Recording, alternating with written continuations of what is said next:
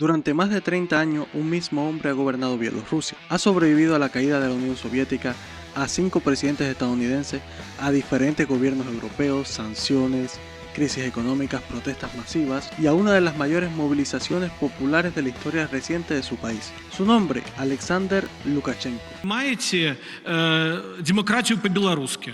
Вы знаете, я же диктатор, мне трудно понимать демократию.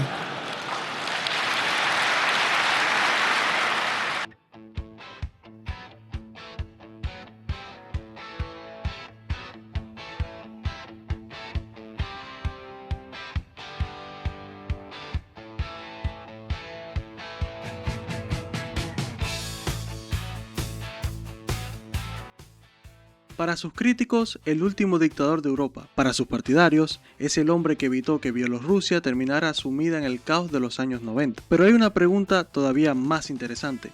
¿Cómo consiguió un antiguo funcionario soviético mantenerse en el poder durante más de 3 décadas? Pero antes de continuar, si eres nuevo por aquí, permíteme recordarte que subimos videos todas las semanas. Si te interesa la historia, la economía o la política, te invito a suscribirte y activar la campanita. Sin nada más que decir, continuemos con la historia de hoy.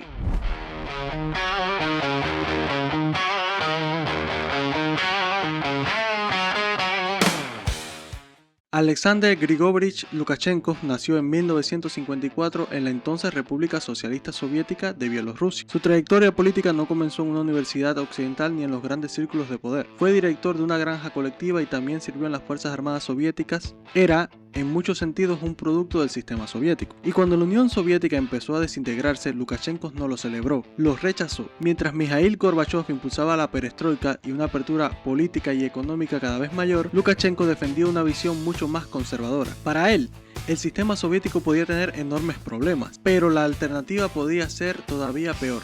Y entonces llegó 1991, la Unión Soviética desapareció, Bielorrusia se convirtió en un estado independiente y el país entró en una etapa de enorme incertidumbre. En 1994 Bielorrusia celebró sus primeras elecciones presidenciales y apareció un candidato que prometía algo muy sencillo: orden. Lukashenko se presentó como enemigo de la corrupción y de las élites que estaban enriqueciéndose durante la transición postsoviética. Su discurso conectó con una población que veía cómo otros países de la antigua URSS sufrían privatizaciones caóticas, inflación, desempleo y el nacimiento de poderosos oligarcas. Lukashenko ofreció una alternativa. No quería una ruptura radical con el pasado, quería recuperar parte de la estabilidad perdida. Y ganó con alrededor del 80% de los votos. En segunda vuelta se convirtió en el primer presidente de Bielorrusia. Pero nadie podía saber todavía cuánto iba a durar aquel mandato.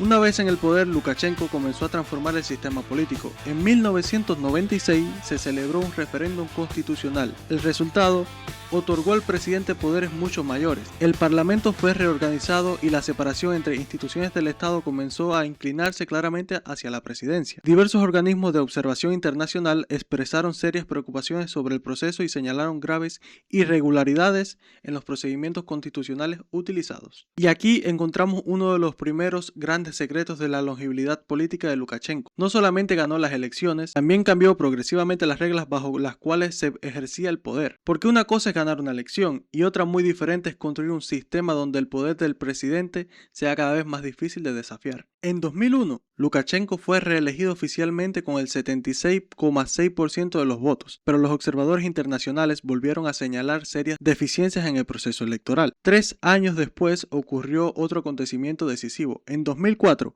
se celebró un referéndum que eliminó el límite constitucional de 2 mandatos presidenciales. Eso permitió a Lukashenko presentarse nuevamente, y así comenzó una dinámica que terminaría convirtiéndolo en uno de los dirigentes que más tiempo ha permanecido en el poder en Europa. Una y otra vez, Lukashenko continuó en la presidencia, pero cuanto más tiempo permanecía en el poder, más difícil resultaba distinguir entre las instituciones del Estado y el propio régimen. Pero para entender a Lukashenko hay que mirar hacia el este de Rusia. Bielorrusia ocupa una posición geográfica extraordinaria, está entre Rusia y la Unión Europea. Es una zona estratégica para el transporte y la energía, y durante décadas Moscú se convirtió en el principal respaldo de Minsk, capital de Bielorrusia. Lukashenko mantuvo una estrecha alianza con Rusia, cooperación económica, energética, militar y política.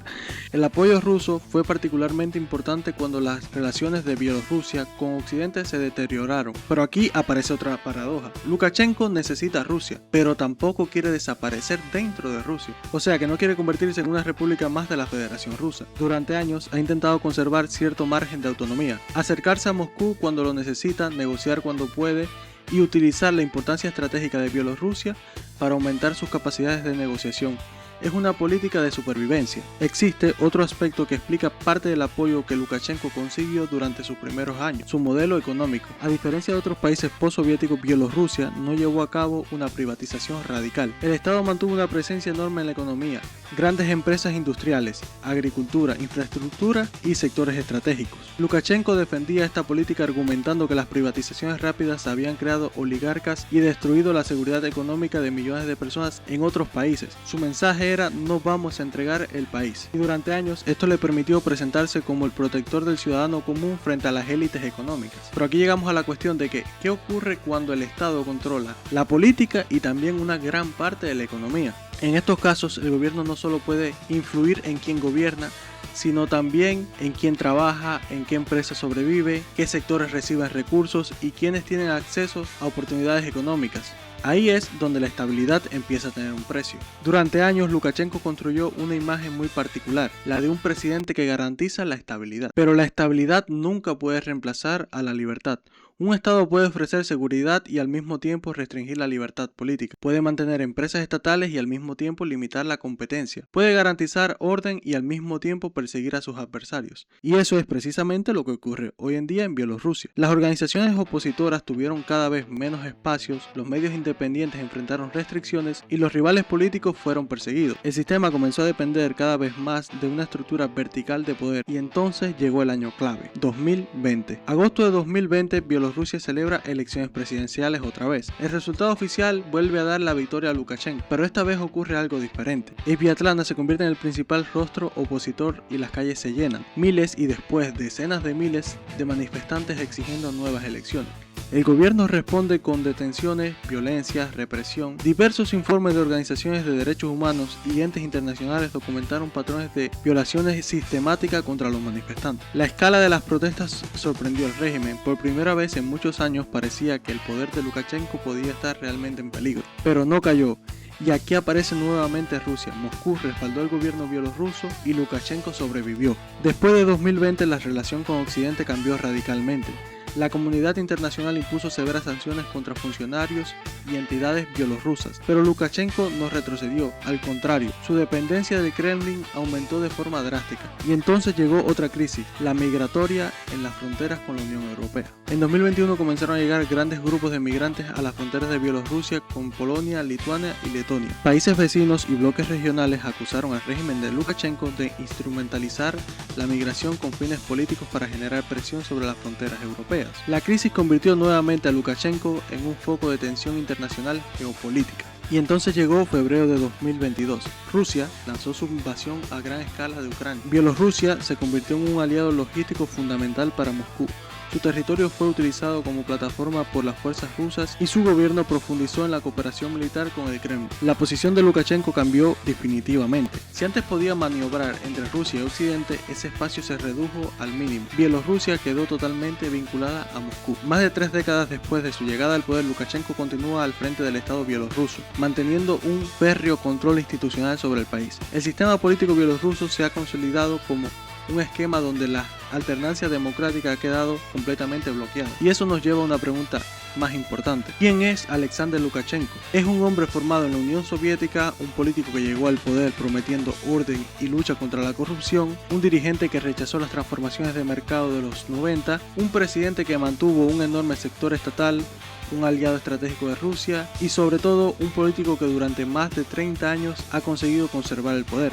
Pero su historia también es una advertencia, porque el problema de un Estado demasiado poderoso no comienza necesariamente con una dictadura. Puede comenzar mucho antes, cuando se eliminan los límites, cuando el Parlamento pierde independencia, cuando las instituciones dejan de controlar al gobierno, cuando los medios independientes desaparecen y cuando una elección deja de ser un mecanismo para cambiar al gobierno y se convierte en una simple ceremonia para ratificar al régimen existente. Ese es el verdadero caso de estudio de Lukashenko. No solamente cómo un hombre llegó al poder, sino cómo consiguió construir construir un sistema en el que abandonar el poder se volvió imposible. Y desde una perspectiva más occidental, la lección es simple. La libertad no depende de encontrar un gobernante bueno, sino de construir instituciones capaces de limitar incluso al gobernante que no lo sea. Porque cuando todo el poder se concentra en una sola persona, la estabilidad puede durar décadas, pero la libertad desaparece mucho antes. Alexander Lukashenko lleva más de 30 años en el poder y por eso, para el mundo sigue siendo el último dictador de Europa. Y ahora me gustaría hacerte una pregunta. ¿Crees que Bielorrusia podría iniciar una transición hacia la libertad cuando Lukashenko ya no esté en el poder? ¿O el sistema instaurado es demasiado fuerte? Escríbelo en los comentarios para seguir con la conversación. No olvides suscribirte si aún no lo has hecho y activar la campanita para enterarte en cuanto publiquemos el próximo análisis. Muchas gracias por estar ahí y nos vemos en el próximo video.